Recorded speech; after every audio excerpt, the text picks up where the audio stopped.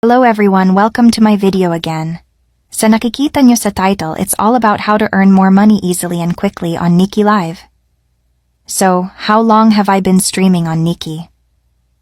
I'm streaming here since I was still studying before, and go back this year of January. How much money have I earned on Nikki?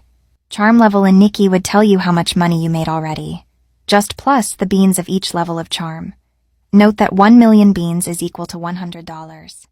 What are the tips for making money on Nikki? Una, piliin mo muna yung magiging content mo, if it's singing, chatting, or game. Pangalawa, sa live streaming, ang mga gifts ang paraan para kumita. Paalalahanan ng viewers na ang kanilang mga gifts ay malaking tulong para sa'yo. Gawin ito ng may respeto para masaya pa rin ang experience ng viewers mo. Pangatlo, sumali sa mga event o challenges. Pang-apat, mag-set ng regular na schedule.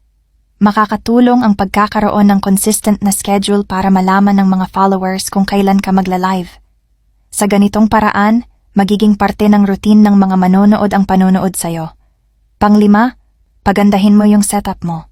Mag-invest sa magandang camera, lighting at stable na internet connection para mas presentable ang iyong livestream. Kapag maganda ang quality ng video mo, mas maiengganyo ang mga manonood na magtagal sa iyong live at magbigay ng gifts. Pang-anim, collaborate with other streamers. Maari kang makakuha ng bagong followers mula sa kanilang audience at pareho kayong magkakaroon ng opportunity na makilala at lumaki ang kita. And lastly, be consistent and have fun. Importante ang consistency at enjoyment sa streaming.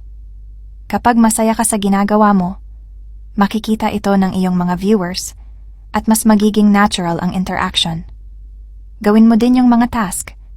By completing it, you will receive rewards na makakatulong din para madagdagan ang kita mo sa Nikki. Maliban sa gift and tasking, meron din si Nikki ng invitation rewards. Kapag nag-invite ka ng kaibigan mo, ay may commission kang makukuha. Promote it sa social media. In that way, maaari mong i-reach ang mas maraming tao. More invites is equal to big commission at magkaroon ng mas maraming viewers na posibleng magbigay ng gifts sa'yo. Why did I choose Nikki over other live streaming platforms?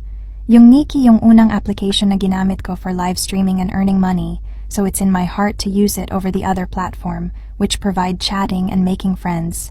It's a friendly app that you can use and earn high income. How to make money through live streaming? Nasabi ko na nga yan. You can make money from your supporter with your passion to go live streaming at yung Nikki yung tutulong sa'yo to connect you from the viewers and earn. Para sa mga gustong kumita sa pamamagitan ng live streaming, mahalaga ang pasensya at dedikasyon. Hindi agad-agad darating ang tagumpay, kaya't kailangan ng sipag. Mas madali at mas masaya mag-stream kapag mahal mo ang ginagawa mo. Tandaan ang pagiging natural at totoo sa harap ng camera ay isang malaking aspeto na makakahatak ng mas maraming manonood. Kilalanin at pahalagahan ang audience mo. Makinig sa kanilang mga komento, makipag-interact at ipakita ang pasasalamat sa kanilang suporta.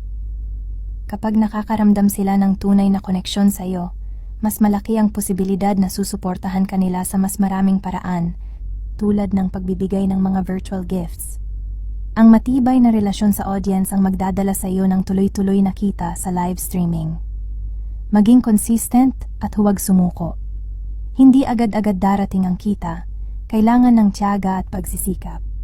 Magplano ng regular na schedule para sa iyong mga live stream at pagbutihin palalo.